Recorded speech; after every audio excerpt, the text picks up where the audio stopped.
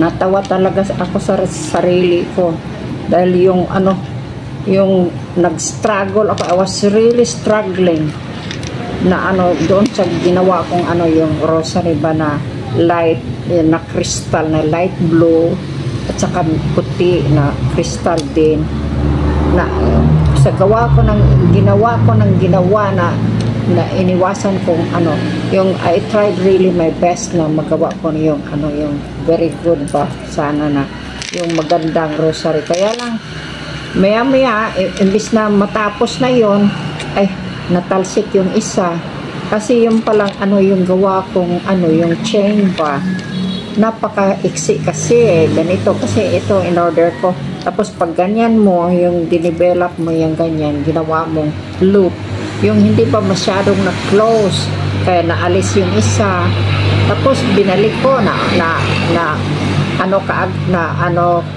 repair ko kaagad, pero miya may isa na naman, kaya nadismayar ako. Kaya sabi ko sa isip ko, ay hindi na lang muna ko yan ano ituloy, kaya tinago ko, naggawa ako ng isa pang ano na mas madali pa, kaya ito nakagawa tuloy ako ng ganitong rosary beads. Yan, okay yan, kasi siyempre no, sa sunod gagawa din ako ng yung mga medyo formal ba, ito na pang rugged ito, pero maganda din naman, okay ito, di ba? May cross kompleto yan.